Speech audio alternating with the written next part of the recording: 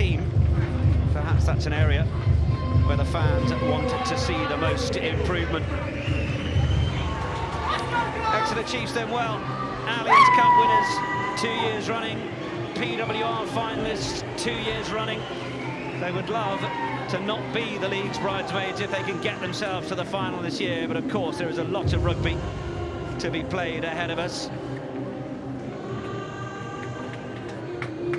Poppy Leach, every game last season, made the most ruck arrivals as well, such as her presence around the breakdown. We talked about it from a Quins perspective, but Exeter Chiefs have certainly got all the operators in that department as well. But here come the home side. Got themselves in a bit of a bad cycle against Saracens last week. Few penalties, then a maul, then other penalties, conceding the tries. A lot of work has gone into that area as well this week from a defensive perspective.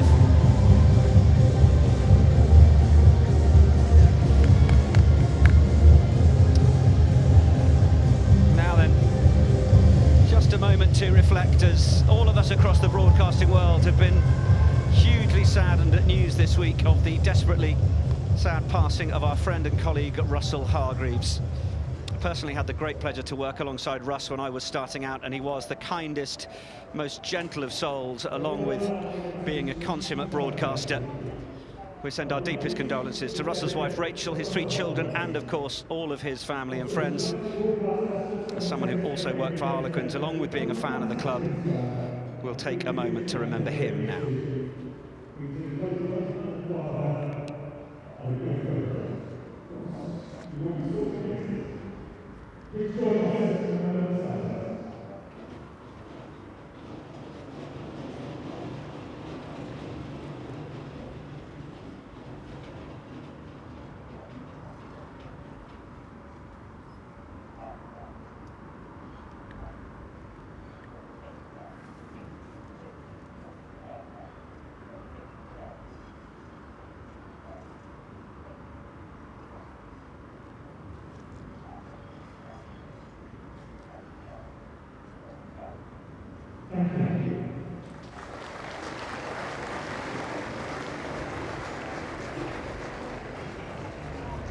Delightful to be able to pay our respects to our late colleague. But Russ wouldn't want us to hang around too much. He'd be just as interested in the heat of this contest between these two as anybody else. The man in charge of it, Harry Warbaum, it's actually his first PWR game of the season, but he's well used to this league. He'll be assisted by James Pinning and Ian Bibby. We have Nicky O'Donnell assisting us with TMO duties. It was, as I say, an 11-try thriller when they last met. Exeter Chiefs coming out on top. They've actually come out on top in the last 5 encounters between these two.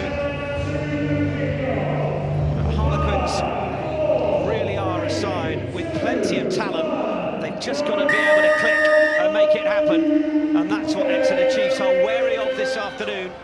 If they do, they've got to be ready for the threat that will come at them. And one of those threats is the first on the ball in terms of Eddie Kildunn receiving kickoff. 9 available. Back foot, team, back foot. Flo Robinson, the former Chief, they'll know all about her.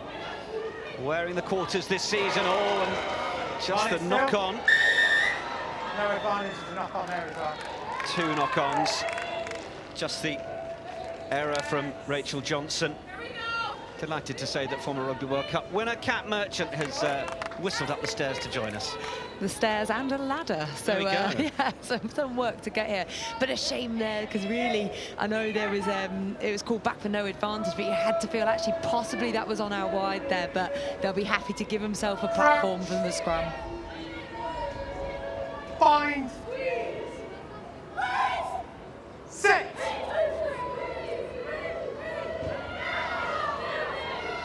In from Robinson. Under all sorts of pressure from Britt Bradley, but it's there with Burford. First carry of the afternoon for Kat Merchant's fellow Rugby World Cup winner from 2014, playing in her last season for Harlequins. All started at Medway in Kent as Quins looked to just try and find the wider channels, but We are coming back for a penalty for offside. And that's one of the things where Bertha's developed her game so well. She's always been a fantastic distributor, but now she can do those crash runs. She's smart. She's got really great all-round player.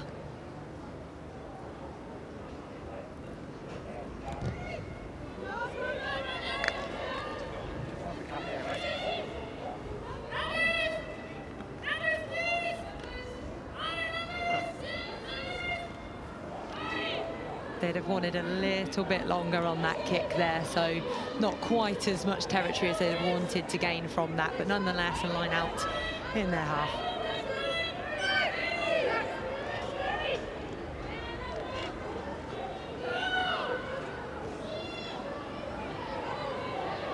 Leaning, bringing it down.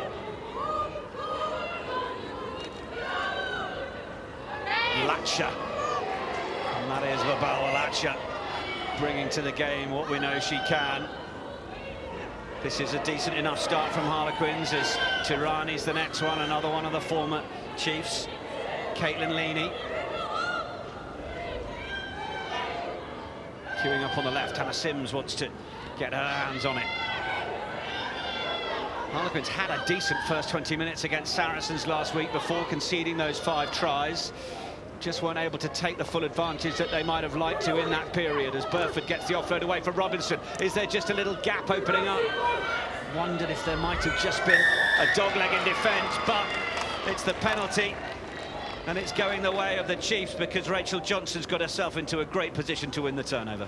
Yeah, Exeter really, really smart in defence. They'd iced all the previous breakdowns. They'd left, they'd put no numbers in. Quins, when they then think that that's what Exeter are going to be doing, they don't put enough numbers in, and then Johnson's over getting that jackal and steal for the holding on. So they've been attacking well. That's where you said it might have been on out wide, but defence had just come up and blocked it there. And here, yeah, just so quick over the ball. Too many metres taken in turn.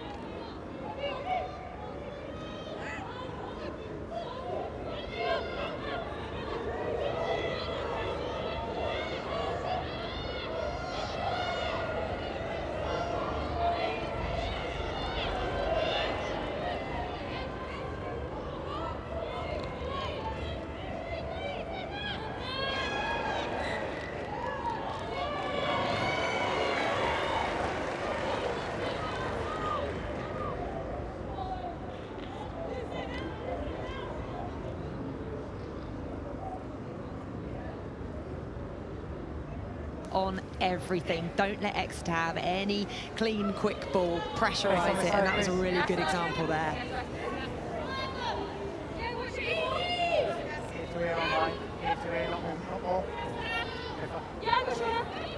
Certainly a fair amount of pride from Harlequins. They did have to make Saracens work hard for their scores. They weren't rolling out the red carpet, but such was that North London juggernaut who were able to get to those 5 tries. Harlequins' discipline has also been a bit of an issue. Went down to 13 players with 3 yellow cards in the game last week in total. 41 penalties conceded in 3 games, though. Fines. They really have to be sharp in that area. And it's going to be a free kick. Goes the way of Chiefs. Harlequins are going to spurn that opportunity with the front row engaging a little early.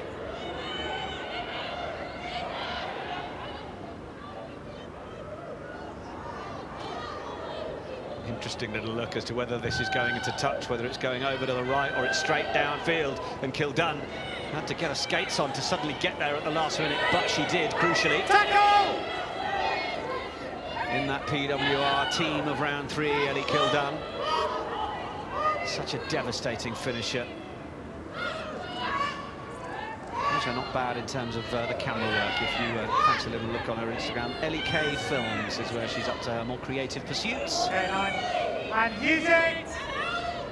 Robinson and Sims for a light bit of bodyguard duty.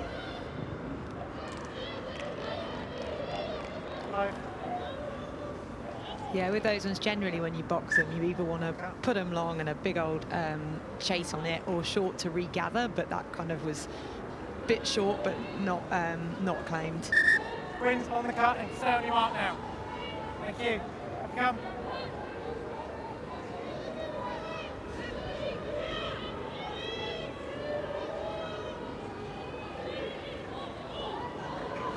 top of the line, beautifully brought down by Harriet Miller-Wills. She's got tons of experience on the international stage, and Exeter Chiefs have got certainly experience at wanting to play and getting it down the line. In from Doidge, was happy to complete the carrying mission as it came down the three-quarter line, lost from Tosi. Referee is happy enough with it as it says a Hele comes away, but met by USA Eagle Rachel Johnson and put on her backside and no mistake. Latcher wants it and gets it, perhaps just a second slower than maybe she might have wanted it at full pace, as the Chiefs' defence was just getting into position, was a little flat-footed at the time in the end. Robinson certainly taking her time in terms of the tempo of this game in this area of the field. Into the air it goes. Wilcock chasing, and a good follow-up on Claudia McDonald. Doidge trying to find a bit of space, almost hitting her own player, but now it's a penalty to the Chiefs, and Bradley wants to go quickly. She's made a solid 10 metres before Quins go in for the tackle. Shauna Brown bringing her down, but then it's just gone forwards. Harry Warbaum was having a good look at that, but the Dutch international Linda van der Velden just couldn't hold it. Yeah, uncharacteristic errors here. There's been 3 handling errors from Exeter, which is just not like them. I like the intensity, though, the quick tap penalty. Susie Appleby has been saying she wants them to know they can play from anywhere, and everybody probably was thinking they were going for a line out there, they were going to rely on their driven maul, but decided to tap it quickly, and then, yeah, can't quite take hold of that one, but 3 errors this so far. Find. Set. Big pressure from the Chiefs. 8, but it's the Quins' number 8, Shauna Brown, who comes away with it. Rachel Johnson was just unable to make the challenge there as it comes wider through Tuima. Decent carry from Emily Scott as well. Season campaigner, England international. Hele. Robinson away from Mackenzie, and then it's Sims who makes the carry. First player gets in to try and turn it over, and it's back with the Chiefs. They're going to try and get the turnover on Rachel Johnson, but that one wasn't going to be. And then Quins a little out of position at the back. The chase is certainly on down the right side. Ellie Kildun's got to try and get across and defend this. And is she going to have to carry it over and touch it down? Yes, she is. Forced into it. Absolutely harangued by Kanaka Kobayashi and Claudia McDonald and their old England teammates. And they certainly will exchange a couple of words and glances there, but that was high pressure stakes. As foot races go, that is one that you want to see. You want to see Kildun and McDonald going for it, but it's a really nice kick over. Anytime you kick, you want it to hit grass. There's beautiful chase as well, 2 players. Kildun does really well initially to pick it up, but there's just no room. The pressure on her there from McDonald meant that she couldn't kick it out, so it has been carried over. Almost a little high from Claudia McDonald in the wrestle, trying to bring Kildun down, but as a result, carried over by Ellie Kildun and dotted down, which means it's an Exeter Chiefs 5-metre scrum, and this a real chance for the visitors to have their say on the scoreboard. Bradley waiting. McDonald has come off the right wing. Claudia McDonald to try and take it on herself. Burford was there to close the door. Round the corner they go, though, the Chiefs, and it's Johnson once more. Now the front row combination, they're going to get there, but it's a solid hit on Middlebrook. Quick ball again. Can the Chiefs get there through Van der Velden? Not that time. Good recycle, though. Players fanning out to the left if they can find a way to get it there. They do keep it tight to begin with. Now there's an offside penalty. No try, clearly held up, penalty, offside. They will come back for that offside. Quins will celebrate the fact that they defended it, getting over the line. But discipline will be a factor. 10. So 7 phases there, having to defend, really tough for them.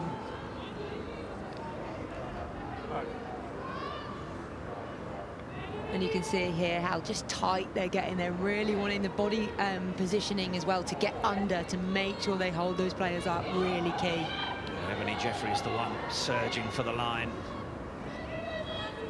To Tosi.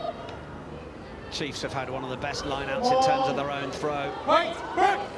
Harlequins down towards the bottom of that particular chart, but this is the catch and drive. It's a key part of Exeter Chiefs' armoury. Up to the line they go, over the line they go, and they've got the first try. Started by Titosi at the start of the maul, and she'll be the player that finishes it as well.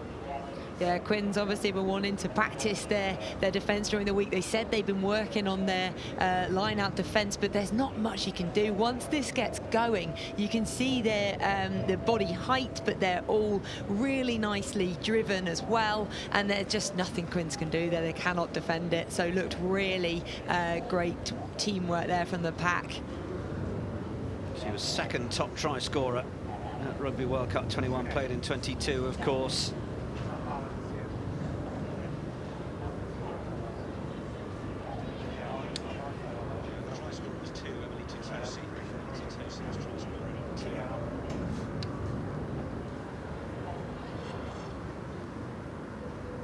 So Titosi confirmed as try scorer. She was in that World Rugby Dream Team at the end of the season. And the conversion effort is good as well.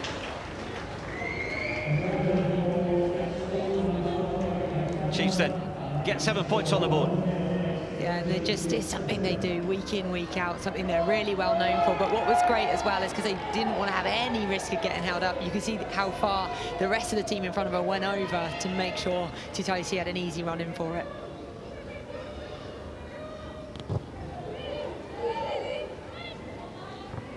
Oh, Quins restart.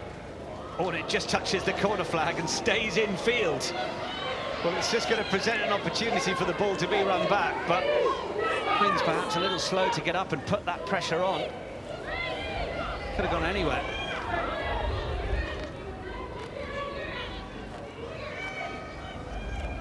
Tessier, Canadian international, into the Chiefs' ranks. Of course, no Liv McGovern, who's gone back to New Zealand.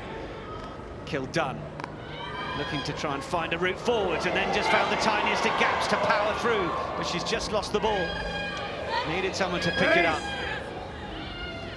Tirani was one of those there. Another solid run from Lini. Then it's there with the Italian Tirani again, playing with Chiefs last year. Mackenzie couldn't quite get the offload away in contact. Mackenzie again on the outside, ball in the right hand, just shipping it on for Emily Scott. They will come back for the penalty. It's one thing Mackenzie does love doing. If she sees a half gap, she goes through it. She's really quick with her reactions there, and Scott as well on the wing. Quick player, and can play anywhere in that back line as well. And interestingly now, they definitely don't want the nil that they saw against Aries last week, so they've opted to go for points. Not a bad decision to get in the half, go away with points. Killed enough on the run there, and then I love the way she does this as well. She's just scanning, looking as she's moving, picking her gap, goes through it, and then they know by now they're playing with the advantage, so they can afford to go a little bit wider with their play, a bit looser with it. Langi Tuima, 57% in terms of her kicks off the tee. It was nearly her keys off the ticks there for a minute, wasn't it? Let's see if she can nail this one.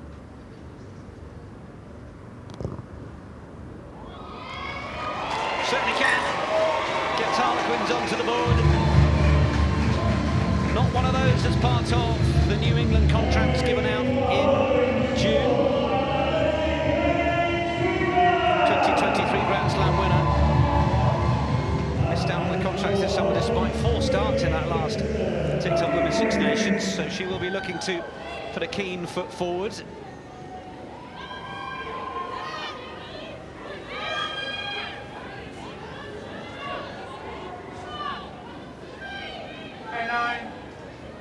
Robinson.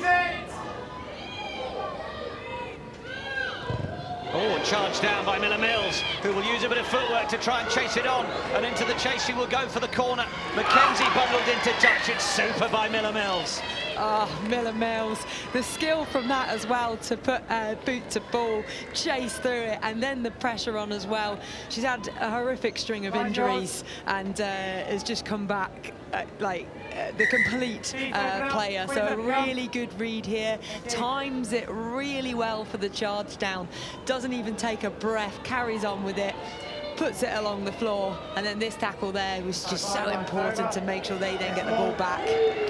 Well, it's another dangerous moment for Harlequins as a result, because Exeter Chiefs will engage this catch and drive once more, looking to try and twist and turn. Harlequins have worked so hard on maul defence. Have they done enough to stop them here? Oh, they certainly have! Well, there'll be no one more pleased than the decision he sees than one Steve Halsey. Forwards coach who joined from Worcester Warriors, joined just last month. And that will be just rewards for what they've been doing in training this week, Cat Merchant. Yeah, you could see from the reaction of them, you know, the whole team there as well, from the Quins perspective, like something that they had been working on. The last one, Exeter really got it going. There was nothing they could do. But this one, the organisation moving in, making sure that they were stopping that, that attack. It seemed like it came down, but certainly there was that big shove from the Quins defence, and I think Exeter Chiefs were in a position that they ended up going to ground as a result of the shove, and now Harlequins have got themselves a free kick at scrum time, having given one away earlier. It's the second free kick that Chiefs have conceded at scrum time. Mackenzie, that's come off the outside of the boot.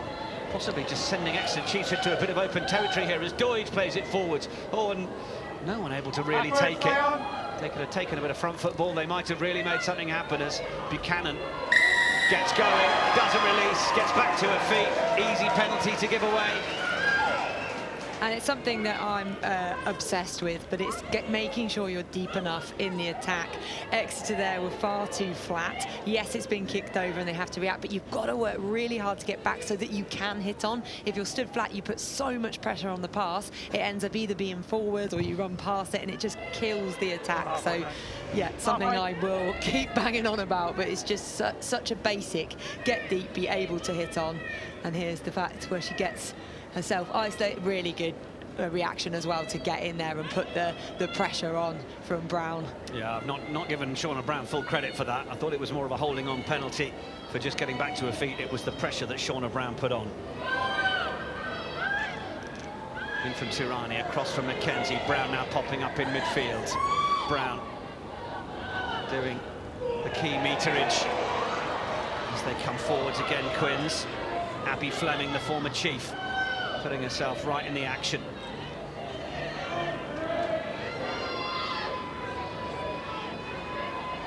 Robinson, Hele has Latcher on the outside, just tipped it on to her fellow South African countrywoman. Burford eyeing up the ball back inside. A little easier to defend, slightly telegraphed that time, but Brown. Just sense at times that Quins are going into contact at about 50%. Wonder if they might ask a few more questions of Chiefs if they could get a little more on it. Kildun. Quick feet. Starting to come forwards. Robinson. Back for Sims, couldn't hold it. Knock-on advantage will be found by Dalika Menin. Now, Tessier. Canadian countrywoman and Menin will get them going. Doidge wants to stick it downfield. Mackenzie's got to get back into her 22 to get hold of it. Kobayashi is right on her shoulder. No hands now. Quins sufficiently get numbers back, but they're right back on their try line in terms of having to get going again from inside the 22. Quarter of the game gone, 4 points between the sides. And use Chiefs in the lead with the Emily Titosi try. Oh, and then Robinson's just knocked on at the base of the scrum, the frustration telling you all you need to know. Yeah, got to be gutted with that error there, because Exeter definitely kicking into that right-hand corner. They've got their tactic, they're putting it in, they're making it really difficult for Quins to play out of, and then they're looking to counter from the kick that comes, but little fumble there, not able to get the box kick away that she was hoping to go for. But they had numbers there. Exeter had 2 on the outside. They opted for the kick. I think keep it in hand and look to test, but it has worked for them, putting the pressure on. I think they were maybe a little lucky there, because I think Bella McKenzie might have just knocked it forwards with the back of her hand. So was it Burford who was the first one back there? Combination of the two. No, it was McKenzie. And then yeah, Flo Robinson's looking to want to get. I thought she was looking to go for the box, but yeah, you're right. Did look a little forward, but they got it in the end anyway.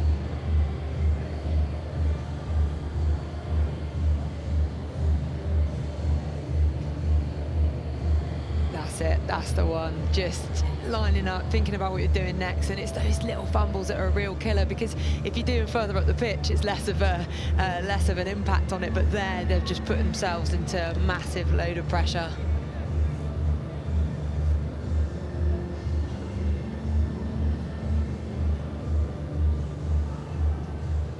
Don't forget, plenty of rugby coming up on TNT Sport. Exeter against Gloucester Hartpury next Saturday, live on TNT Sports 3. That one is a 2:45 kickoff. And every match of the Investec Champions Cup is also live on TNT Sports and Discovery Plus. Have the Bulls, who are going well in the URC, against Saracens, who are 4th in the Gallagher Premiership. That's live today, 5:30 p.m. on TNT Sports 1. And then Munster against Bayonne. That one's similar time, 5:30 on TNT3, same time, Thomond Park, where 2-time winners Munster are the hosts. And then tonight at 7:30, Ashton Gate, where Bristol Bears host Lyon. Both sides hoping a European campaign, well, might really kick-start their season.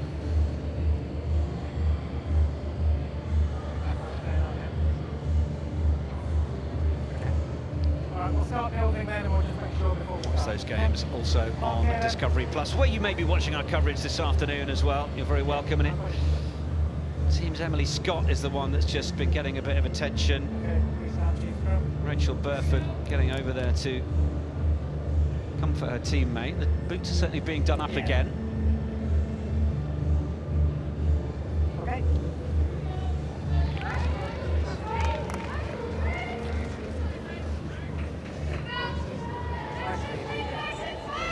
6th season at Harlequins for Emily Scott. Signed a multi-year contract extension in June. 31 years of age. Grand Slams in 2017, 2019, 2020. She season campaigner. Now, another platform for Chiefs as McDonald comes herring around to the blind side, and the pick might just be enough to go all the way. But Harlequins' defence has done enough to deny Johnson. Should the ball have gone? That's the question. Back in it comes for Van der Velden. Offside advantage already being played as the carry's made by Menin. Then chance to offload and find Jeffries. Harlequins doing well to drive them back, but there is that penalty advantage being played. Discipline in this area could be a factor as Chiefs strive once more to try and find the whitewash. Now a little bit more width on it, away from Cantona, and Doidge with Kildun looking for the line. Marion Doidge will score. Back at 15, having played at 13 for a couple of weeks. Turned 23 last Saturday. Marion Doidge getting back on the scoreboard for Exeter Chiefs. Doidge does really well there as well, because by the time that she gets it, Kildun manages to get to her, so she's got some work to do in the contact area before getting over. But this one here, for me, Claudia walks over that try line if that's given, so I'd be having a subtle word with Johnson if I was Claudia there. But then the hands here, so Kildun comes up flat, but Doidge's got 2 players on her. That's a good finish, that's strong, because Kildun had to come up because it's a 2v1. Okay, could have gone over the top of her, but really really good. And then the reach out, excellent from Deutsch there. Had opportunities to train with the England 15s. Part of the Commonwealth England 7 squad last year. Scored the first try of the season for Exeter in their round 1 win against Leicester Tigers, and she's on the scoreboard again. Conversion effort will just tiptoe over. So Chiefs fairly faultless so far. Building well through another period in the Harlequins 22 from that initial scrum. Yeah, there's that angle again that really just shows the strength to be able to get one hand out and then keep leg driving, as well as the second tackler comes in and still manage to score. She's leading at the steep, 14 points to 3.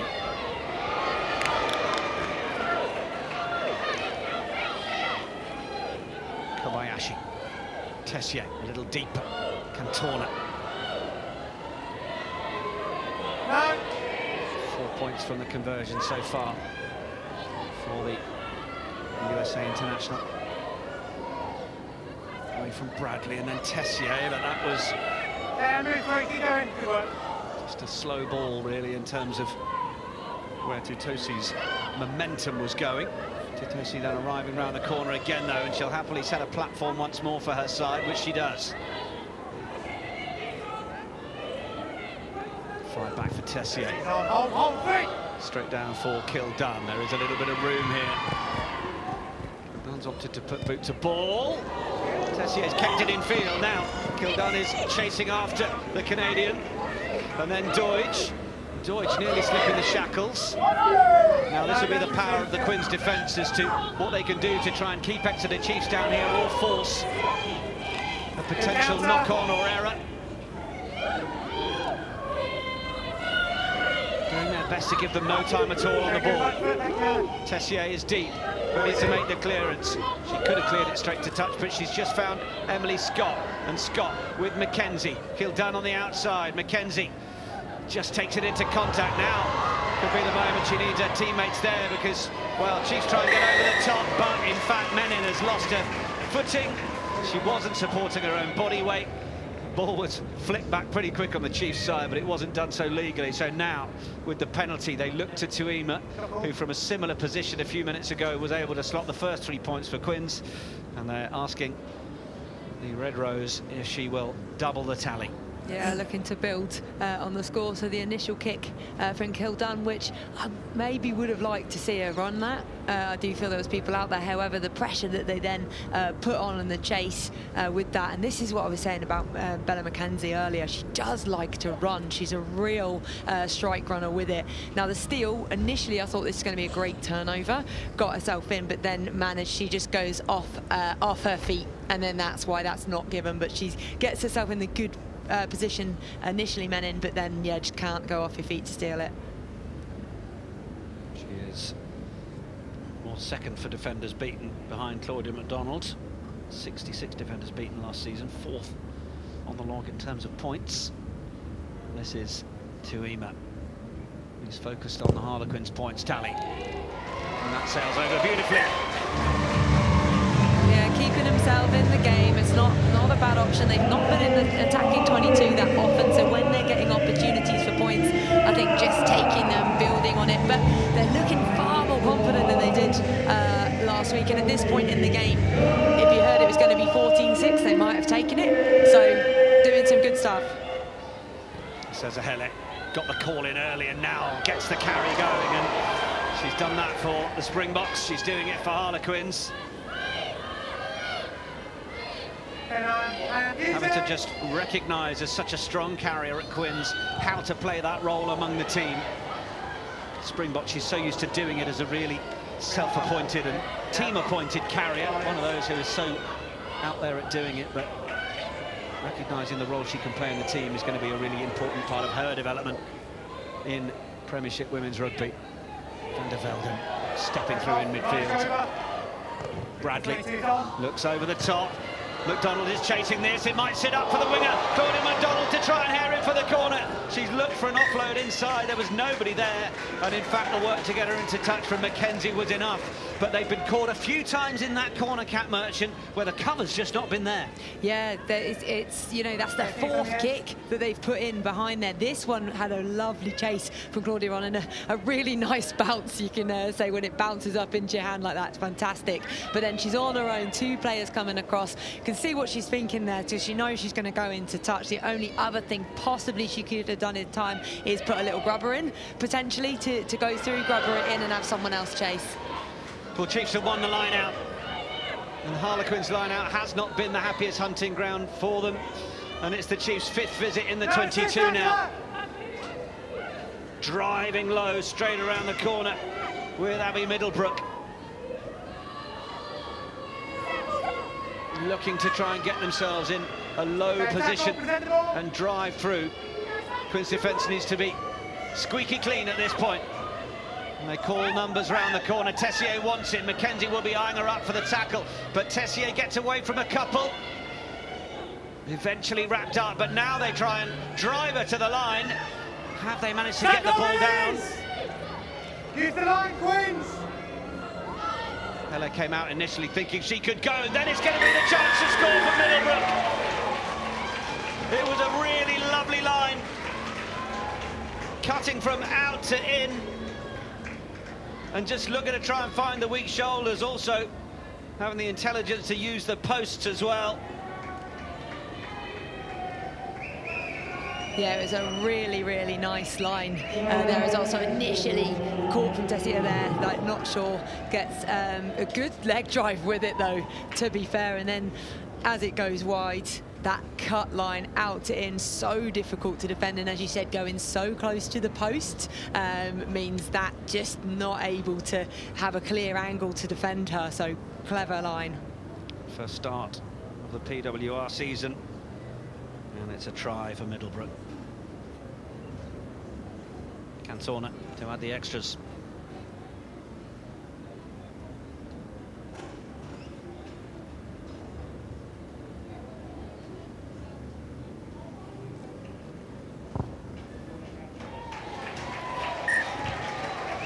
Conversion is good. 3 converted tries now for Exeter Chiefs. Middlebrook scored against Tigers and Sale in the Cup in October. She is an Exeter-born player. Captain Devon, under-15s, under-18s. Coaching is also a real passion, but not doing too badly at the try-scoring either. Yeah, definitely. Like the line there was just so strong and difficult to defend, so done really well there. Oh, no. Oh, and then the error on the receipt of the kick. Might be one that Katie Buchanan wants to watch again.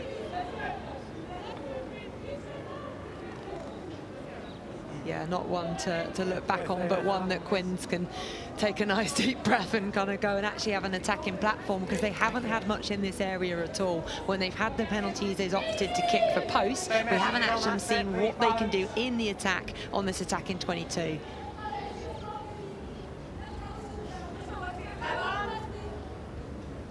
Crouch. Rachel Johnson at the back. Bind. Missed just one game last season. Set. Flo Robinson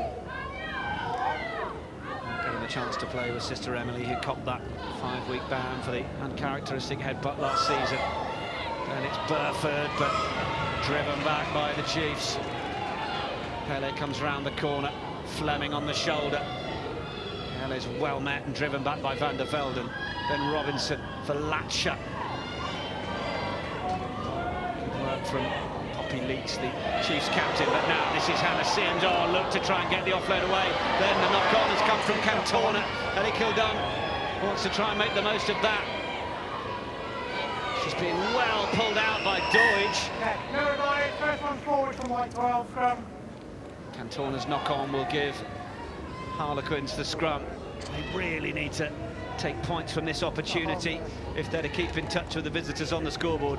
Yeah, and you could see exactly what Sims was thinking there, because there was the gap out wide. It's a really good carry. She gets one hand to it, but then Cantona's just read it and got a hand to it first. But that does mean now Quins get another shot at it with the scrum. Great defensive strength there as well to drag her out to touch. Crouch. Bind. Sit. Emily Scott has come across to be a first receiver here, along with Burford, but it's short of Brown. It comes away, and the volume at the stoop goes up as they see Brown taking on the Chiefs' defence one-handed. Latcher into Cantona. It's not an even match, which is why Latcher makes a few metres until the Chiefs get a few more gladiators behind it. 5 metres out now, Quins. Chiefs fall over that ruckers. They present it now. Back foot now. Another pick and drive. Back foot 3. Jeffries gets out of the way. They look to come back this side as Latcher goes. Now they get the penalty advantage. Says a Hele. Picks and goes. Van der Velden screams at them. Then it comes around for Mackenzie. Oh, Emily Scott was just in front of Kildown on that right wing. Not in a position to be able to receive the ball. It's basics at times from Harlequins. 7 phases now for Quins. Brown wanting to take responsibility. No advantage, we'll go back. Come back for the penalty, but Cat Merchant, I'm scared to come to you for how frustrated you're going to be Yeah. about Emily Scott being flat and in front of Ellie Kildown. Yeah, and worse than that was Exeter had 4 players on the blind side and Quins had no one. So they have to have space, they have an overlap out there, and just wingers, and not just wings, but if you are out wide, you have to be deep enough. Ellie Kildown was under enough pressure there with the flying up defence. If she is ever in a shot of being able to pass that, you have to have sighted your winger. They've got to be deep enough to hit onto it. See that? I'm getting you obsessed with it now. Wow. Once you see it, you can't unsee it. Well, the backs have had a shot, but yeah, this is the opportunity. Yeah, so Jested far too flat. She could not get that away, so gets caught man and ball. Well, it's a big moment. Harlequins opting to stick this one into the corner from the boot of Ellie Kildown. They've got Shauna Brown effectively in the scrum half role to be an extra player to latch onto the back, but they're going to try and sneak around the short side. Are they able to continue driving for the line? Brown momentarily comes up with the ball up top. Oh, now then the referee's given the scrum to Exeter Chiefs. Brown might feel she got the ball to ground. It's a big call from the referee. Arguably, Quins unable to use it as quickly and efficiently as they would like. Chiefs doing just enough. Big moment defensively for the visitors this time. Yeah, a huge moment to be able to stop that, because what this now does is it's going to frustrate Quins, because Quins have had a go with the backs, didn't quite manage it. That, you know, they've had a scrum, then they've had a line out, all things not quite going well for them. And what you start to then do is go, well, how do we attack? And your head goes down. So Exeter will be really happy with themselves there, but it was a very quick decision. So yeah, Quins possibly feeling a bit aggrieved there. Second time, early. Well, instead of conceding a free kick this time, with Harlequins going a second time in terms of pre-engagement, referee's gone with the full straight-arm penalty this time. That will only serve to frustrate a little more. Line's yours, Quins, line's yours. Well, I think we can catch up with Ashley Wilmot, who's with Ross Chisholm. Ash. Ross, thanks for joining us. Is there an element of frustration? They're building phases but just not managing to capitalise.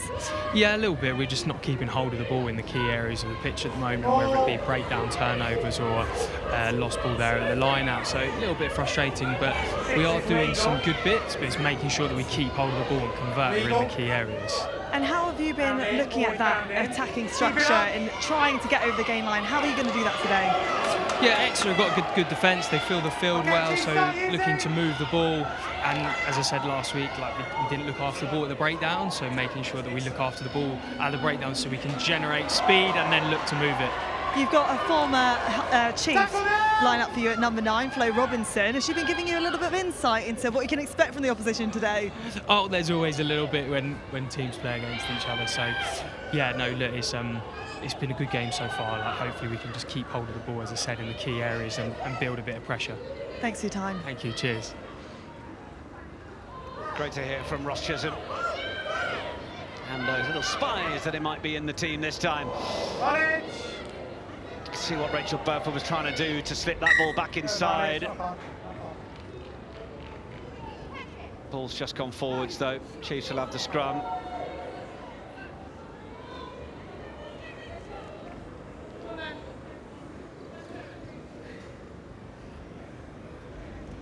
Here we go. Thanks, Bob. Sorry.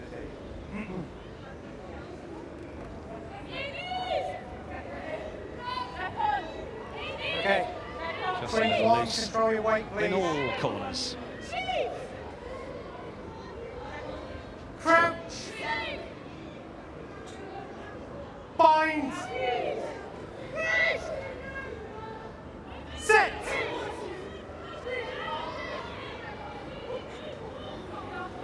Johnson breaks from the back. Down what is the marginally shorter side. Shauna Brown thought about getting in there to try and compete and turn over, but Assist release. no competition option for her, as Menin will then take it forwards, and then Tessier. A little bit further out the back is Cantona. Kanako Kobayashi, lovely service from Kobayashi. Really quick ball to send Buchanan away, and now the chip downfield and the chase is on. Mackenzie coming across for Quins is the first one to get her hand to the ball, but she's not able to hold on to it as Chiefs a metre short now. Players arriving to try and score. It is the 4th try. It is the bonus point. Titosi getting a second of the first half. And they've rampaged upfield to get the score. Super team try. Ultimately set on their way from this pass from Kobayashi, who had so little time. Look at this. Beautifully fizzed away. And then Kildun looking to try and come up and stop the on-rushing attackers. Fumbled at the back. And then by the time the big players were arriving, the likes of Titosi, who said, I can finish it from here, thank you very much. 4th try, bonus point, combinations of backs and forwards.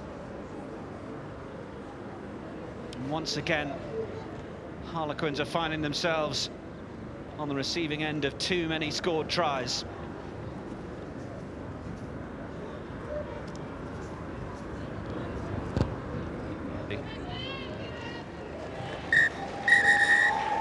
Well, the conversion is good, but the story for Harlequins over that first half is less good.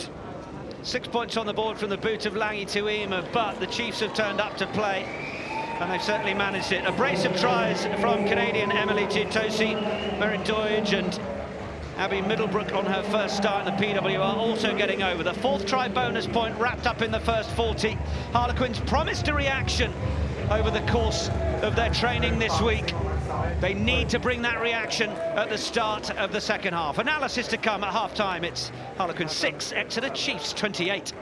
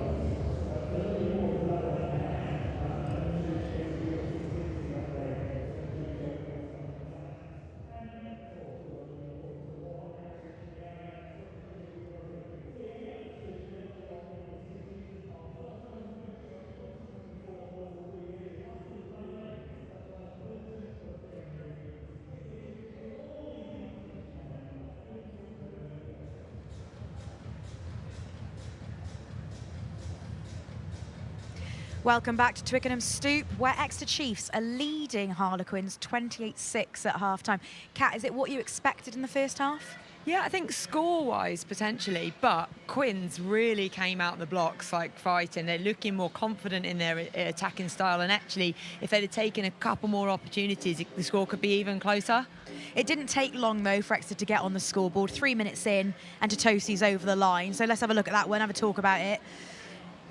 Yeah, Set piece again for Exeter, isn't it? Yeah, so this was one of the things that Quins really wanted to work in the week, but this one just really difficult to defend. You can just see it's not even quick. It just keeps getting moving. They've got good leg drive in there. Numbers-wise, not much they can do. So the defence splintering as it goes over. So a tough one to defend, but credit to Exeter and their set piece execution. Next over the line for Exeter was Merrin Deutsch. Now, we talked about Claudia MacDonald pre-match, and she was instrumental in the build-up to this one, wasn't she? Oh, absolutely, because here I was screaming, give in my head, like, because that's a 2v1, go in the corner. Now, luckily for Johnson, they regather it, they keep it, and they, despite Quins' kind of pressure in the defence, Exeter just keep going through the phases. And for Deutsch, it's not an easy finish. She does have two players on her. Kildun rushes up and just not quite enough to be able to stop her, so goes and has to take the shot, goes slightly outside, so a good finish and leg drive in there from Deutsch as well. And we're talking a lot about how inventive the backs are for Exeter, but that showed a lot of patience from the forwards. Is that a kind of multi-dimensional display that we're starting to expect from Exeter now? Yeah, definitely. We've seen it already in the way that they've been playing. They've put kicks in behind, they've had their pack score, they've moved it out well to the backs. Their link play really going well for them. Once they start, it starts raining tries, doesn't it, for Exeter? And it was Abby Middlebrook who was over next for the third. Yeah, and again, a different way of scoring to the ones that they've shown previously. So they've done their carries, and then it's just a really nice line. That out-to-in line is such a difficult one to defend. So initially, Quins do really well coming up on that blind side, cutting it off, forcing her to come back in. But then the line off the back of it, one that's just so hard to stop. And it's been 5 visits to the 22 for Exeter, and they've scored on 4 of them. Their strike rate's been unbelievable so far this season, hasn't it? That's the thing. They take their opportunities once they are in. Every single time they've been in the 22, they've come away with something, or they've put a real amount of pressure on. So they've been so clinical. And they got the bonus point before half-time. Totosi over for a second before the half-time mark. Yeah, and again, just their pack working so well, but really nice and going. There's some out-the-back plays, some really nice and wide, and then this one just kind of good carry, solid support, but you can see the numbers flooding round as well, and despite Quins, they're really flooding as well to stop it, but it's just so difficult once Exeter decide once they're 5 metres from the try line. And again, it's another really nice out to in line initially to get them in that close one to it, and then just those tight picks are just, again, so hard to defend. They are an exceptionally difficult team to defend against, but you have said there are positives there. And I know that you said to me before the game that that's something Quins have worked on during the week. Yeah, they wanted to work on their line-out defence, which was great on the second one, which they denied Exeter from scoring. So that was a really good win, and you could see that they were jumping up and down here, clapping, because they've worked on that, and it played well for them. So they have been doing some really good defensive work. And in attack, we've seen a couple of line breaks. We've seen glimpses of what they can do. They've taken points when they're on offer. There's more to come from them in the second half. And from the greatest league in women's professional rugby to the greatest league in men's domestic rugby. It's all to come this weekend. There's plenty more action across TNT as the giants of European rugby go head-to-head. A brave new world, a big new season. The pinnacle of rugby, the best of the best. Sit back and enjoy some of the game's biggest stars. Here we go then. It's good! What a score! And that is a try of some quality. Superb. And what a finish to one of the games of the season. And the fairy tale is complete. Have realised their European dream. They're Champions Cup winners. An extraordinary finish to an epic contest. And La Rochelle go back-to-back. Champions Cup. Where else would you rather be?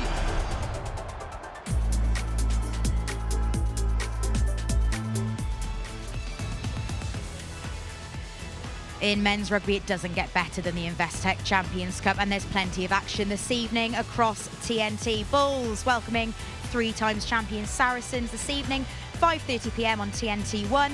Munster are hosting Bayonne at the same time on TNT3, and Bristol welcome Lyon from France at 7:30 p.m. on TNT1.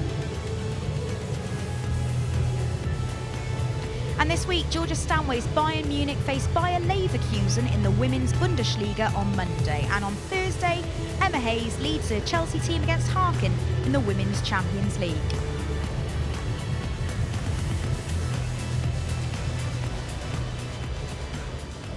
Well, I'd say I'm delighted to be joined by Quins' Jade Conkell, but not under these circumstances. Another tough injury. What happened last weekend and what's going on? So it was against Sale Sharks 2 weeks ago, and then just an unlucky tackle when we were playing Sale Sharks away, and then I had surgery on Monday just to fix up the syndesmosis and a few other bits, but definitely held together. Bulletproof now, bulletproof. What's the prognosis? How long are you going to be out for? It's kind of TBC, just because obviously it's the 3rd unlucky surgery this year, so probably looking 4 to 6 months, but I've got a great medical team behind me. We're going to do all we can to get it back as quickly and safely as possible. Quickly and safely, that's what we like to hear, Jade. Obviously this season's pretty congested. This league is smaller than it's ever been because of teams leaving and stuff like that. Are you hoping to be back before the end? Oh yeah, I'd love to. Who doesn't want to be back for the business end of the season, and also slightly warmer months, so can't complain too much. But no, I'd love to get back. Obviously want to get back playing, and for the moment I'll just do what I can, being on the sideline, being there for a bit of advice and doing what I can, off pitch for the squad. And it's been a tough start to the season for your Quins girls, and it's not got any easier today. What are the messages at half-time in that changing room, do you think? I think it's like stick to the basics, do the basics well. We don't need to be forcing anything. When we have got the ball in hand, we're doing well. We just need to keep the ball in hand and, have a bit more punch. We need to really, get those leg drives. We need to start breaking those lines a bit more and playing with a bit of quicker ball, and I think that'll stress the defences, but right now it's probably just a little bit predictable. But, the girls are going to want to do everything they can. I know they're going to come out absolutely firing, because when we've got the ball and when it looks good, it is good. Because there are fewer games, does it feel like there is more pressure on this season? Does it feel all of a sudden that every game really does count? I think just the improvement in the league as a whole, that definitely puts more pressure on. I think because everyone is competitive now. Our first game against Ealing was super competitive, which is absolutely brilliant, because that when you play, it's not just a foregone conclusion. That any game could be close, and I think that's really, really exciting, because that every game matters, which is special, and that's what we want in a league, so it's brilliant to see. Obviously it's a really unfortunate occasion for you not to be involved in the game today, but it's your 30th birthday, Jade Conkell, and we could not let that go uncelebrated. I'm going to invite Kev, our floor manager, on with a little birthday cake for you here. That is very sweet. Thank you. It's vegan, don't you worry. You guys have nailed it. I knew that you were worried. They wouldn't let me light the candles. They said it was a health and safety issue. I did say your London Fire Brigade. Yeah, I was going to say I could have dealt with that. Alas, they wouldn't let me do it. So I'll get somebody to help you down the stairs with that. Perfect, thank you. And we'll just make sure that when I turn 30 in a couple of years' time, that they bring a cake on. That's for me it. I feel wiser already, so you've got to look forward to. Do you? Yeah. Well, in that case, the wisest man in this stadium is surely Nick Heath. So let's get back to him and Kat Merchant in commentary for the second half. Thank you, LJ. I hope someone's got a knife for you to share that around. Lovely stuff. And many happy returns to Jade Conkell-Roberts. Lovely to have her join us. And the lights are giving them full beans for an Exeter Chiefs team, really, that have been giving them full beans. Of course, it'll be for the home side Harlequins, who have got some work to do this second half. But Poppy Leach has the final words in the Chiefs huddle. 4 tries they've scored in that first half, making a real statement in South West London. Sarah Bonner, one of those who will be keen to be part of a pack that gives Quins this go forward. Trailing as they are by 22 points on the scoreboard. If they're going to have any say on this result, they need to show up in the first period of this second half. Kanako Kobayashi takes the restart from Ellie Kildun.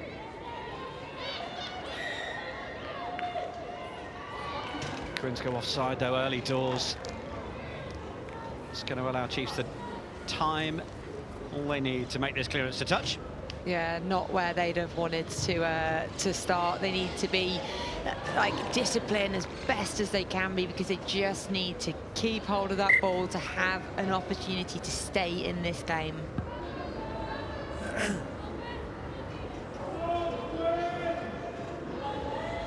Tutosi, double try scorer in that first half.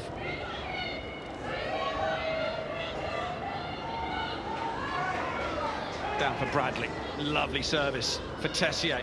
Kobayashi, again a lovely miss pass to find Claudia MacDonald. Exeter Chiefs making rugby look as simple as it can be sometimes. Simple execution to cross the gain line on the far side. Okay, tackle. Bradley there again for Tessier once more. Then Miller Mills got the call out the back. Cantona with the intercept from Sarah Bonner. And Bonner striding into the second half of the field, approaching the 22, wondering if she needs to give it away for Robinson, which she does. Flo Robinson scores against her former club, but she gets the ball away from Sarah Bonner, who executed it perfectly. Yeah, Bonner there, absolute perfection in the timing of that, because if she passes it too early, then eventually defence can drift across, but not only that, you're just risking a pass that you might not need to give. So the timing of which she does that, the reading of that intercept as well, phenomenal, and so fast as well. Second row, just absolutely caning it, scanning the whole time, ball in two hands. She's looking when she's got to give it, does she have to hand off, makes the pass across, and a lovely support line from Robinson as well there. So really nice, fair play. Bonner, take a bow. Yeah, she's comfortable here at the Stoop. She earned her first Scottish cap here for Scotland against England in 2017. And they are all hugging the right person there, Exeter Chiefs. Bonner having a word with her little mate. But as you say, absolutely strode away. Precisely the start to the second half that Harlequins needed. And Langi Tuima to add two more. But they're so difficult to time as well, those intercepts, because if you go for it and you don't get it, you're really caught out. So great skill set. Lifted over the crossbar by Langi Tuima. Still work for Quins to do, but the size of the mountain became a large hill now. It's great. And you know, we spoke about the Quins defence and it been looking a bit more feisty this game, but that came from line speed. The whole of the team were up nice and flat, putting the pressure on, which allowed for the intercept to happen. What I love is that Sarah Bonner may never have to answer the question as to whether she would have got there or not. Let that be a conversation for others. Yeah. Still going to have to worry about that. Play on, grip backwards. Would Merrin Doidge have tackled her at that line? We don't need to worry, we don't need to worry. It's back with Chiefs though. Middlebrook and then Bradley on for Van der Velde. Dutch international, been a key part of Chiefs go forward for a number of seasons, but knock on. And Hele, good service from Hele, and then Scott Burford just wanting to try and get away from Kobayashi. Scott flicks it backwards for Mackenzie, and now Kildunn is on the chase as Doidge comes across for the Chiefs. Does well to be able to feed Buchanan, who comes away off the wing nicely. Shauna Brown and Mackenzie bring her to ground. Almost a moment for Hele to be able to get in there and get the turnover. Middlebrook off leash. Tirani look to try and get through. Mackenzie again just a little shallow. Has to go back into the 22. Buchanan has put in the pressure on, but Mackenzie makes the clearance. Yeah, again, she'd have wanted more on that, I think. Well, the great, the good are watching this one. New man in charge of the Red Roses, John Mitchell. England women's head coach. Been in the role for a number of months, but of course he was dual rolling it with his role as defence coach with Japan. Went and joined England at WXV1 in New Zealand in October and November, once their Men's World Cup had concluded its campaign. Next chance for him, selecting his Six Nations squad. It will roll around pretty fast after the festive period and the men's Six Nations, of course. Quins in possession. Mackenzie got rid of Kobayashi. But it was a loose ball after that, so Tuima is the one with the job. Brown. Scott popping up at first receiver. Lovely little gap for Hannah Sims, who wants to get the offload away. Sims at times just forcing the offload when perhaps holding it might be more beneficial, as Burford looks for what the right option might be to get a head down, get another platform. Scott, oh, that one inside, just not going to hand. They've definitely switched things up, moving Emily Scott into that first receiver position, haven't they? Yeah, she that's one of the skill sets she has. She has great ability, like she reads the game really well. Now I've got to say, the back inside pass I'm generally not a fan of. I feel that it's quite readable and defend. Now normally when I come out and say that, the next thing's a back inside pass and they make a line break. But that said, I think there is options to get it out wide, and they should be able to utilise that. So that line there, really, really great from Sims, but then the offload off the back of it needed to be lifted a bit higher, or the support player just on her shoulder more. But that's the back inside one that we don't like. Yeah, Beth Wilcock not quite able to hold it. Abby Middlebrook, who is just getting a bit of attention.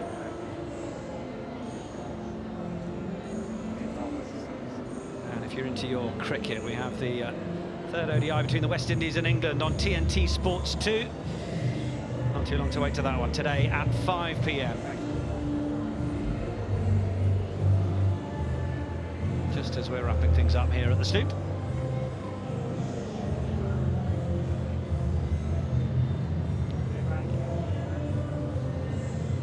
So the former Youth Devon captain Middlebrook is up on her feet, but the old arm in the sling, never a good look, and having to leave the field. So Panache Mazambe is ready to come on and replace her. It's a sorry sight for a young player, who certainly was the best for Abby Middlebrook. And Harlequins look to have made a couple of changes themselves. Connie Powell coming on, the Red Roses hooker. She's alongside Bryony Cleal as well, who made a few appearances in the Cup and is back making her first league appearance as Susie Appleby watches on. Babawa Latcher, Sylvia Turani, both making way. Fines. WBT we saw of Latcher at the start of our show. Bradley off to the right to Tessier.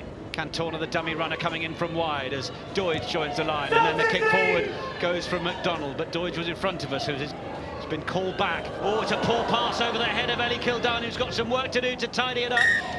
It's the second time in the match that Kildunn's had to dot the ball down, having had it carried over. Just under pressure and overthrowing the pass. It's a mistake that ultimately could be worth 7 points if Chiefs can execute here. Yeah, really tough one when you're in your, not just in your 22, but when you're right close to your try line, you just need to keep it simple. You don't want to be throwing big loopy passes and putting your own teammates under pressure like that.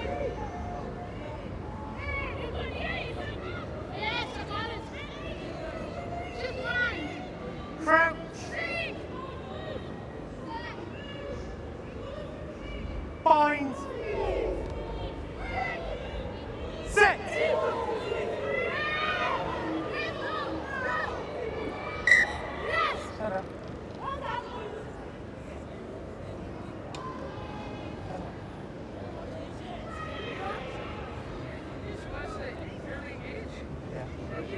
Connie Powell, third league match for Quins. Former title winner with Gloucester Hartpury, of course. Come across. Stay nice and long forward. Yeah, his head, that elbow up. Okay, come down. That line nice and long.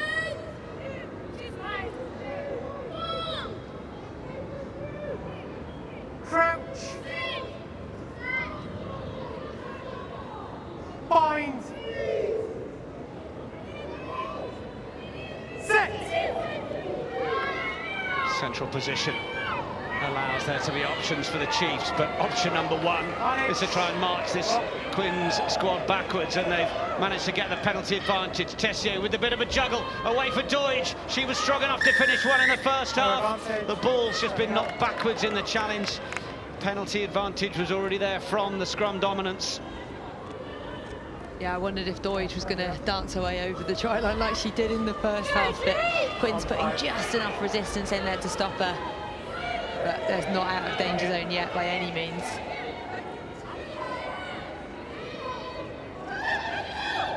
Chance to drive straight at the line. And release! Big ball away, right-hand side, Tessier for the line, and scores! Chiefs making it look oh so simple. Harlequins' defensive work on their line has been questioned a few times by the visitors, and they've been breached once more. Yeah, Tessier had numbers outside, decided she didn't need them. She just put her foot down and went for it, saw the half gap and went, but the inline runners there, yes, two players outside, could have gone, but didn't need to, went herself. And there's those inline runners, and that's the linking of the forwards and the backs doing really well. Forwards running the inline to hold those defence, keep them honest and tight, and then managing to move it out to the backs. Signed in the summer, in place of Liz McGovern, of course, back in New Zealand with Matutu, chasing her Black Ferns dream. Tessier came across from Stade Bordelais, where she won the Elite One title last season. 47 caps for Canada.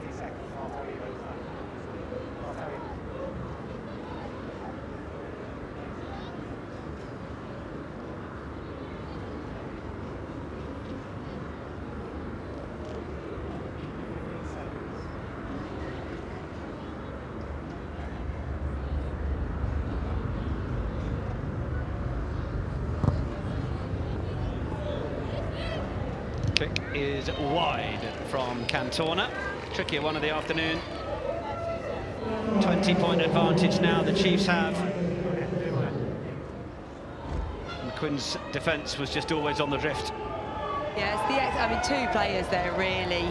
I think Bella McKenzie a little bit high there, not as in penalty high, but just too high to stop a player from that short space.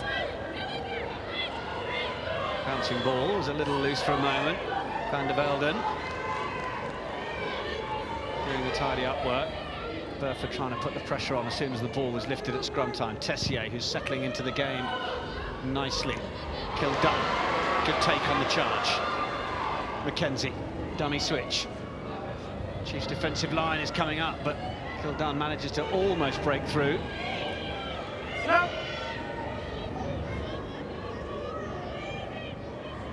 Brown, low 1 foot. Shauna Brown to take, but then Cleal, lovely line.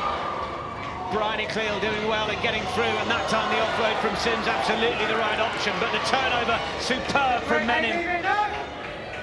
Canada International timing that perfectly. Release for Tutoshi, then Tessier, then Kobayashi. Buchanan doing her best to try and keep the feet away from the touchline. Wasn't quite able to do so. Mackenzie's eyeing up the quick one, but I'm not too sure it'll be on.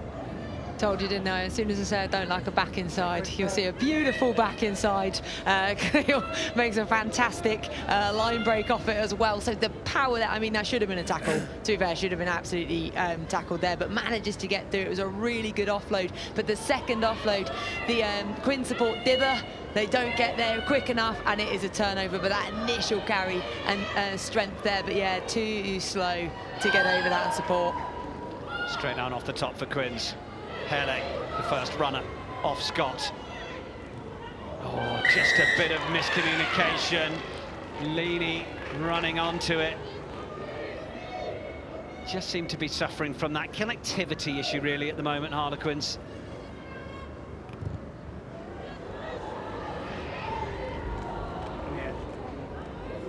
They all almost look a little bit lost. They're trying to bring that intensity and have an impact, but they're just not quite all on the same page with it, which is making it seem a bit disjointed. We've seen a knock on there. We had a penalty against them earlier, so I think it's just that part of the game which they can tighten up. Amy Turner watching on. And with Chiefs, Bradley. Difficult one for Cantona to take, did well to reach above the head. Kobayashi, another beautifully fizzed pass from Kanako Kobayashi.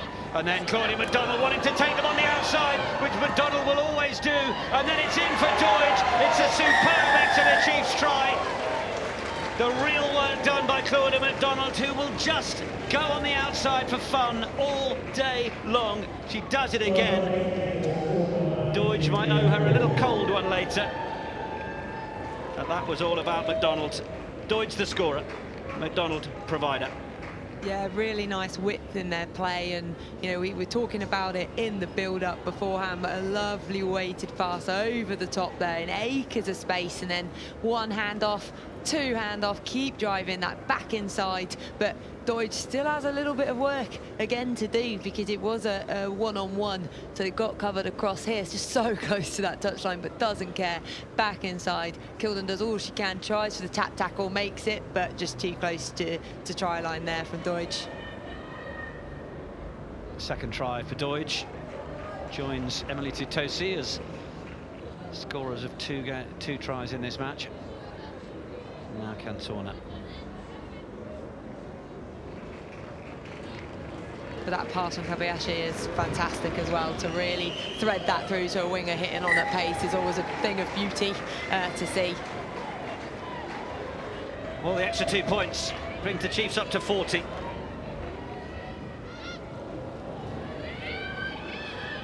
Played in! 19, back foot. Kobayashi has to run in and get to scrum half. Leach, Cantona, just looking for the little dink over for McDonald to chase. Mackenzie back there. Then gets back to her feet.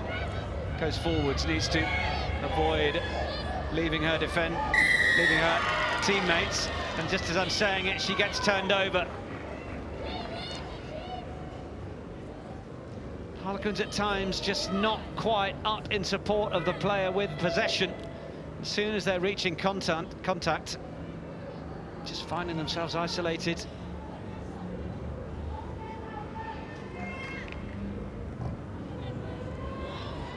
Tessier puts Chiefs back into the 22.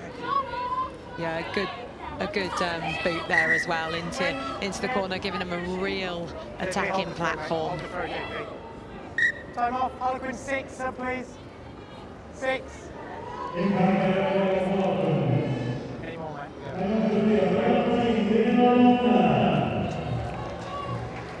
Change being made. Cesar Hele. And Danelle Lochner. One of those coming on. Another South African player. And she is big. She's played a bit of netball for South Africa as well. Bit of a chat with Shauna Brown. Of course, Brown has played a bit of prop as well for Quins this season. Look, it's Claudia McDonald doing Claudia McDonald things. Goodness me. Just slicing through the Quins defence. They've started to go missing as this game goes on. Sensational solo effort from McDonald, who just sensed that the defensive line was breaking up. That looks so easy for her there, just a little bit of a fumble, and then this really is from nothing, just goes through the channel there, untouched, just easy, lovely burst of pace, going through, good cut in, great line.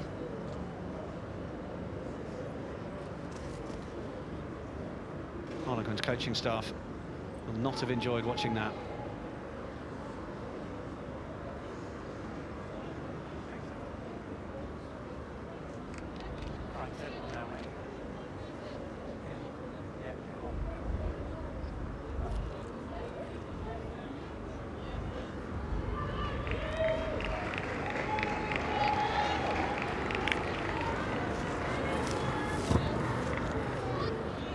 Conversion's good from Cantona.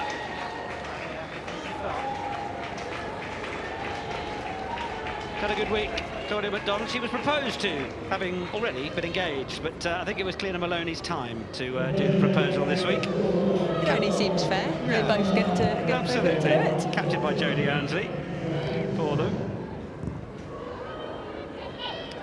But it's another try on her PWR account for Claudia McDonald. Kildun under pressure, finds Mackenzie.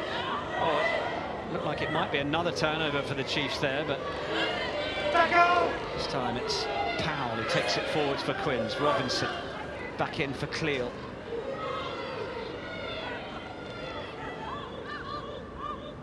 Scott. Meany.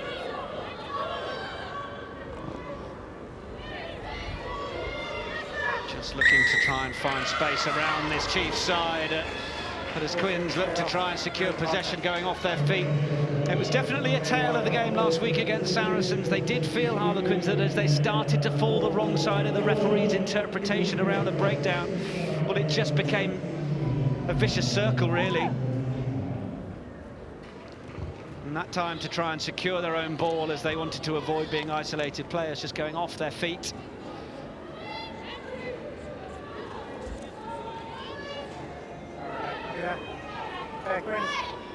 Got good distances as well, haven't they, off their kicks, really getting into positions of territory, whereas Quins haven't quite managed to get that same level of territory, so when they are trapped in their 22, they're just not quite as easily able to get out. Clara Nielsen to Nicola Friday, the two replacements working together. Both sides ringing the changes now as the Chiefs have got another penalty advantage as Cantona pops up. Tessier then out the back for McDonald. McDonald ships it on for Deutsch. Deutsch for the hat-trick. It is there. Exeter Chiefs are running riot at the Stoop. They scored a whole load of tries here in March when they last met. And they're enjoying themselves again in London. They came up this morning. They're going to go away with a haul of tries at this rate.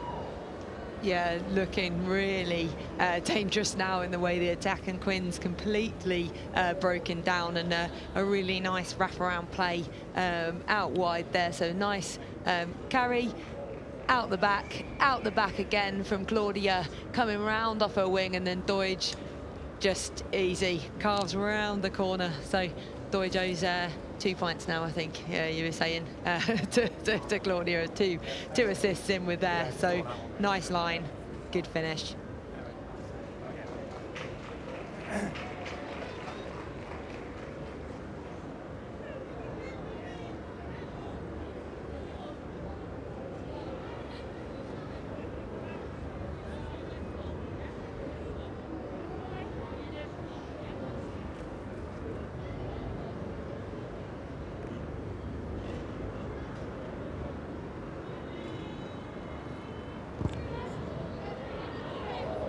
Conversion just going wide, but it's another one for McDonald. She scored the last two now, cruising nicely. Plenty of them lining up for a couple of tries. Yeah, so a nice assist from McDonald. Really nice pass over to Deutsch, who's just been on her shoulder all game.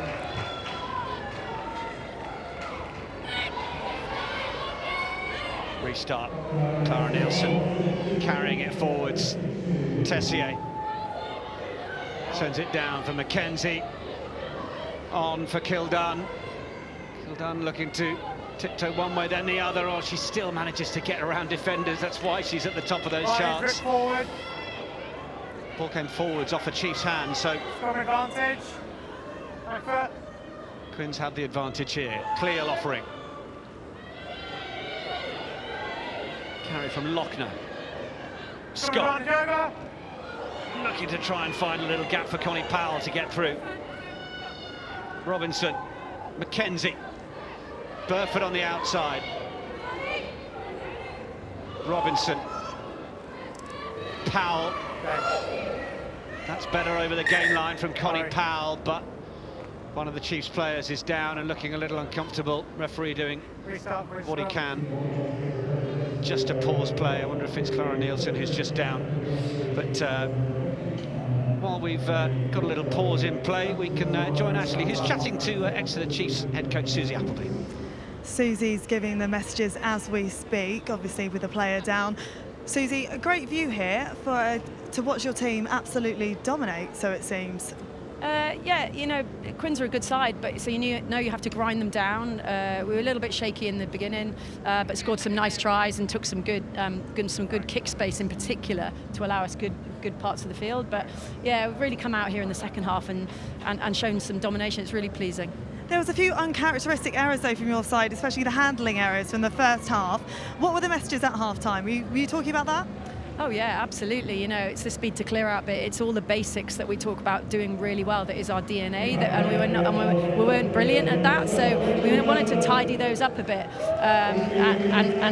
And I think it looks like we've done that. It's quite hard to tell from here sometimes. But listen, we've got to put some really good passages of play together.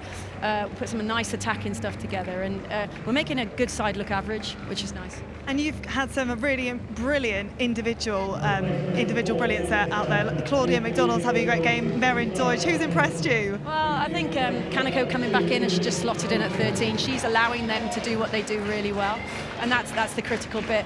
Alex Tessier is controlling the game well. Again, she's only in her third game, so there's really good pleasing. Rachel Johnson is always imperious. So there's just some great team stuff going on. What do you want to see from the rest of the game from your team? I think just more of the same, but let's not knock off and let them into the game, because that's easy enough to do.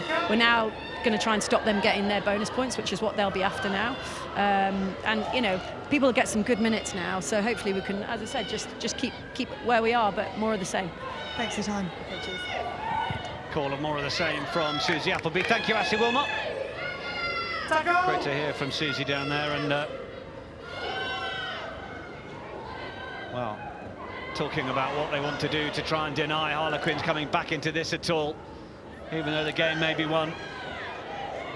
Keen to try and stop Harlequins getting anything from it, which is what they will be building to do. Shauna Brown takes it to ground. Cleo comes around the corner. Sims, offload away for Leaney. Clara Nielsen, incidentally, just while we were chatting to Susie Appleby, has had to leave the field, so Emily Tutosi has come back on. Poppy Leach just given the ball out of contact on the floor. It was not the plan, but Harlequins had the penalty advantage.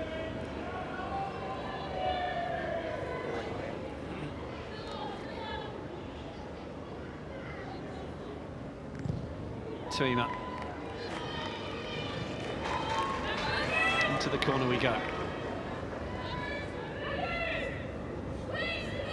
Just looking at the carry here from Brown, and then yeah, playing on the floor, not able to get away with that, had the advantage.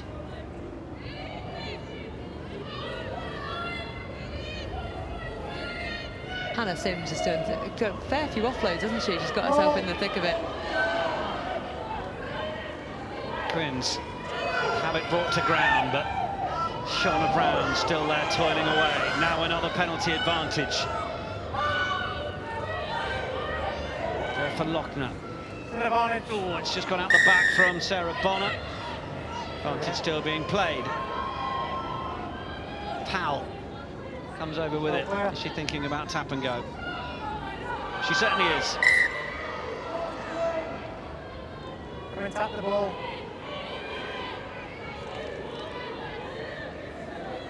Make sure you tap the ball.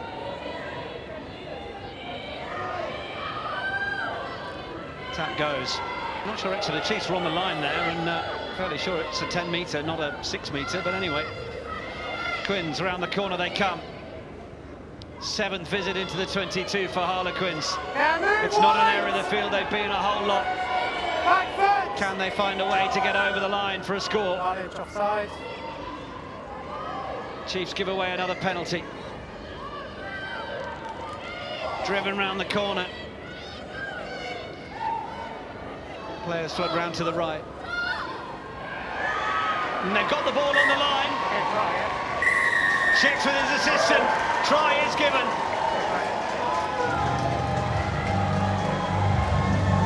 Harlequins managed to get the score, having managed to get the one for Robinson just after half-time.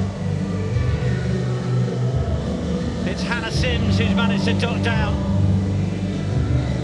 Yeah, she's had a busy afternoon today, been getting involved in the carries, doing offloads, as we said earlier, and then scoring the try there. Referee was round the other side, so had to look to his touch judge and just check if it was down, but it was a really clever, just little dart out for the score there. Tuima's not hanging around in terms of the conversion. Takes them up to 20. So you can see here they're setting up. They have advantage being played, probably their third one in a row as this one comes down here. Another carry that's been stopped. Just have a little look at that again. So you're allowed to land and present the ball, which she does there. Clever.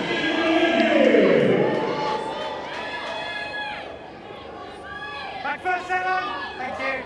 And use it! Robinson. Mackenzie. Tuima. Dummies. Then gets just scragged. Maisie Allen, who's onto the field off the bench for Chiefs, such a key part of their campaign last season, one in which she impressed so much. She was part of the Red Roses squad during WXV1 in New Zealand. Okay, thanks, Phil, thank you. Available 9, use it! Robinson told to use. Friday, right up in her face. Pressure doing enough to ensure that it wasn't the best kick. And Titosi brings it down, 18, having to put in a shift again since Nielsen left the field with injury. Requirements to have those front row players, of course. Tackle away! Chiefs. Replacement on. Looking to use the bench as effectively as they can. Back it comes. Big blast on the whistle. Harlequins get possession back. Yeah, putting the numbers in there, so they're really defending right to the end of this, and we've seen glimpses of what they can do, but just haven't quite clicked just as much. And that one not going into touch there, and thought it might have been a knock-on from Deutsch, but and it was. Yeah, there we go.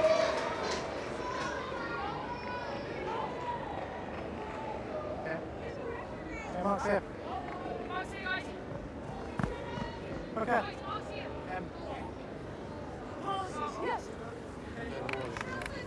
Depends where the ball is. If the ball's not crossed, then it's fine. So I'll tap from here, can't I? You knew that, though, didn't you, Mark?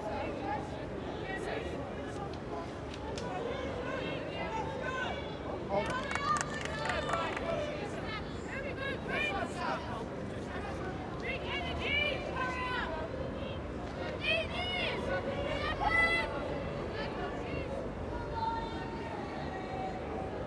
Crouch.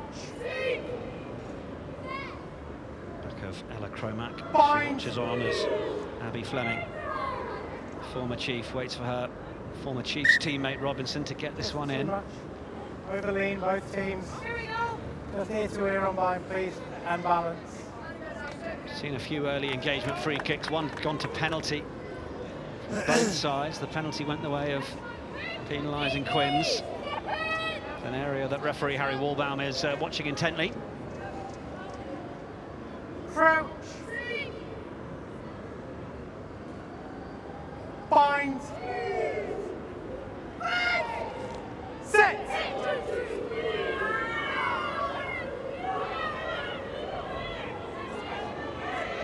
Robinson under all sorts of pressure. Tackle away. Brown called upon to try and tidy things up, which she will do. More carrying metres for Shauna Brown. Just looking to get on the outside arc. Oh, this is good from Lochner. Gets the offload away for Sims, up to the 22. Quins queuing up on the right. Mackenzie, Tuima. Little bit of depth from Scott. Scott for Kildun. Kildun steps away once, back inside again. 10 metres out now, Quins. We'll go back, we'll clear 20.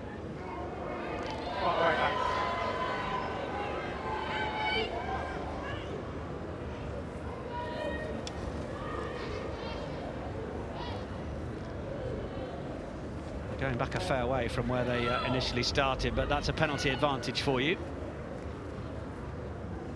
No likely attempt at scoring coming from it, which is how the officials will view it.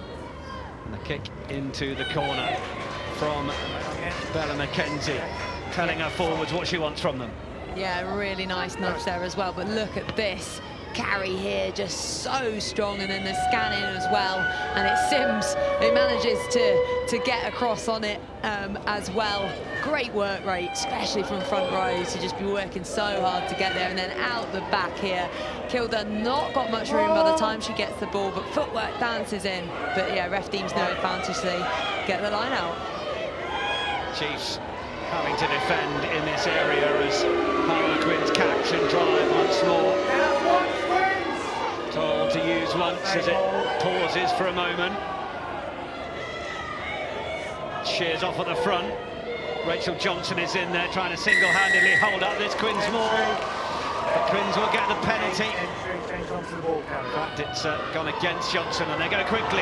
Lochner, who set them on their way into this position. Driven back. Quins sheer away.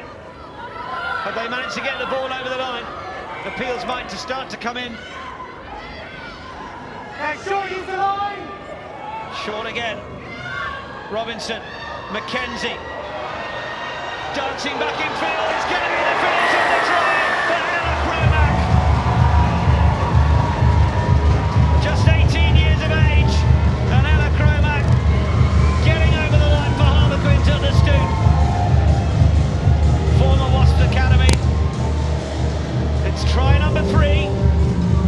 What have they got left to try and find the 4th try and the bonus point and get something from this game? Yeah, Lochner has made a big impact since coming on. She made that line break where she bounced the defender out the way. There as well, she sets them up really nicely, gets them close to the try line, and then instead of just going through the forwards, they bring it out wider, and Cromack being the one on the end of it to finish, but she still had work to do by the time she got it. It wasn't just an easy run-in by any feet. So there's the quick tap. Lochner does the initial run and carry. Defenders doing really well to hold her short, but she doesn't get held up. And then they manage to, instead of going for the pick and goes, they move it out wide, out the back as well, and then a nice step back inside, double tackle, but manages to get the ball over. So good finish there for Cromack. Super finish. Scoreline, it's not far off what the scoreline was in March when Exeter Chiefs came to do a job. It finished Harlequins 25, Exeter Chiefs 54 that day. You can see we're only a couple of points away from that as Kira Cooney comes on, making her debut for Harlequins. And a reminder that we have more PWR action for you next Saturday, 2:45, our round 5 match. Exeter Chiefs at home to Gloucester Hartpury, a rerun of the final. What an occasion that is destined to be. Next Saturday, 2:45, TNT Sports 3. And then, don't want to miss a minute of the action. Every match of the Investec Champions Cup live on TNT Sports and Discovery Plus. The Bulls going well in URC against Saracens. Of course, multi-time winners of the Champions Cup. That's 5:30 on TNT Sports 1. The same time on TNT Sports 3, it's 2-time winners Munster against Bayonne. And Bristol at Ashton Gate against Bayonne. That one a little later, 7:30 on TNT Sports 1. Both sides looking to try and use Europe perhaps to kickstart campaigns on all fronts. Stream those matches live on Discovery Plus as well, of course. Robinson.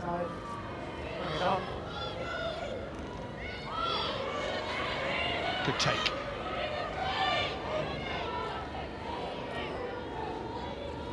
Chiefs have got some depth here if they can get it out to the back line.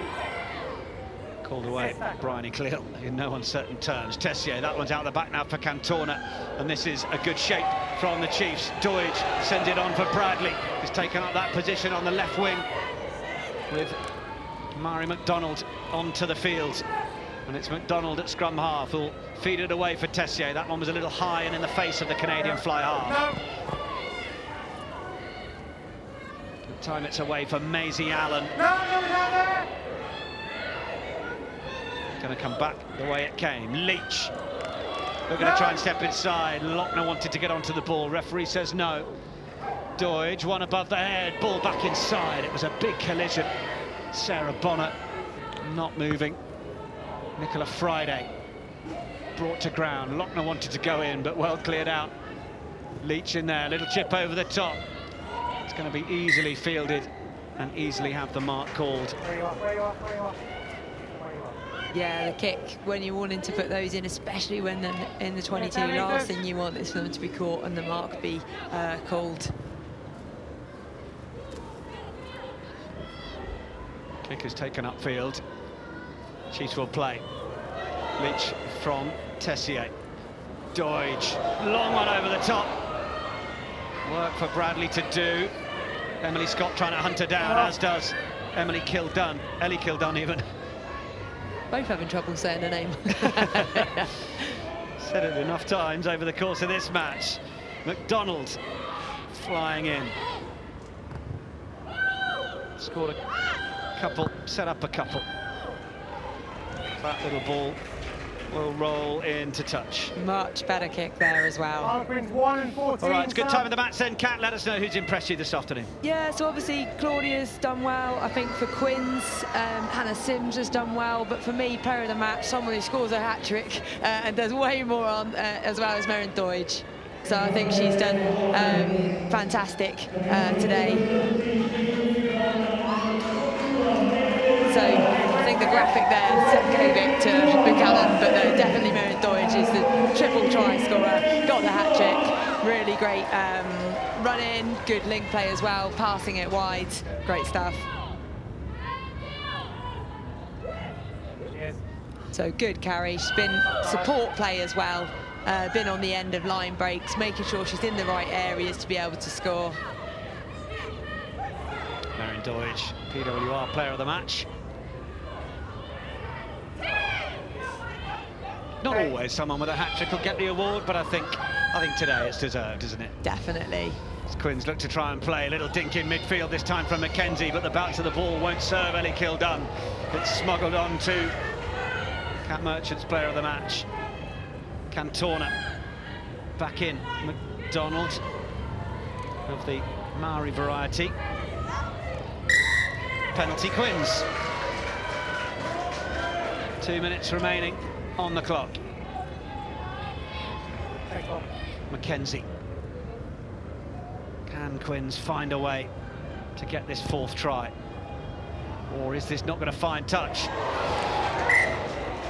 It is going to find touch, despite the efforts of Claudia McDonald, who will now look animatedly at the assistant referee. Well, even if she kept it in, it went forward there, off the pass. Back in. She did really well, athleticism to get up and go for it, but I'm pretty sure it came forward off her as she went to pass it back in anyway. But Quinn started really well and they're finishing really well. Like, it's just putting together the full 80 for them.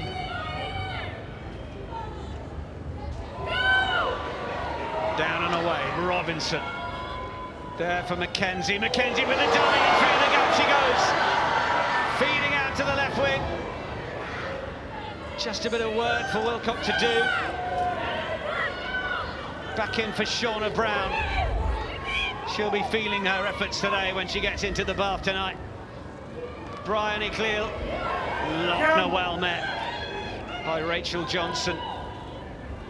Mackenzie just trying to drift extra numbers out the back. Cromack just giving it a bit of depth and trying to feed people on.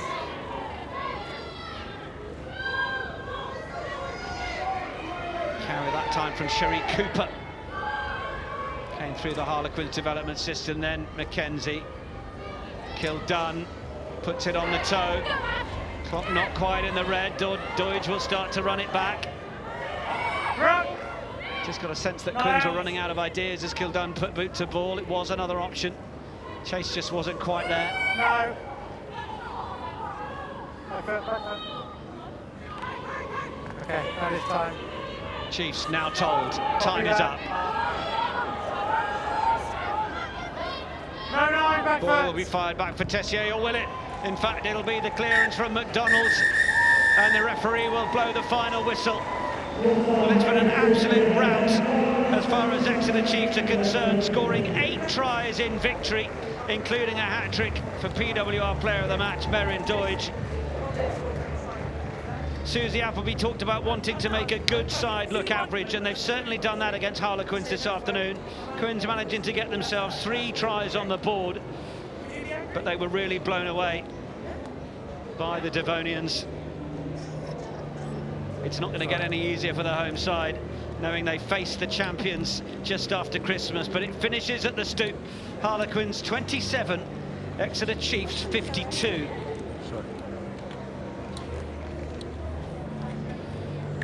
Well, Claudia McDonald growing into that match as she contributed and made those extra runs. A nice embrace with her England teammate Ellie Kildunn. Brace of tries for Emily Tutosi. Middlebrook getting on the scoreboard as well before we saw her go off looking injured, so we certainly send her our very best. Abby Fleming, former Chief, well, experiencing what it's like to be on the other side of an Exeter Chiefs performance in the quarters of Harlequins. But 8 tries certainly tell a story of Exeter Chiefs' dominance. 4 in each half. They were a solid mix of what the forwards were doing up front and the backs out wide as well, weren't they?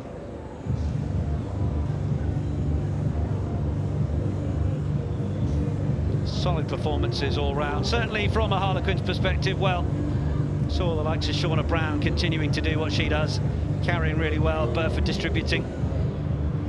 Flashes from the likes of Langi Tuima and Bella McKenzie. Former Waratah. Tutosi, Canadian.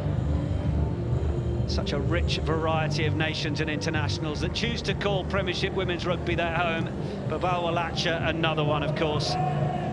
First pro rugby player in Africa, the South Africa captain. And one of those who is realising the potential of their continent.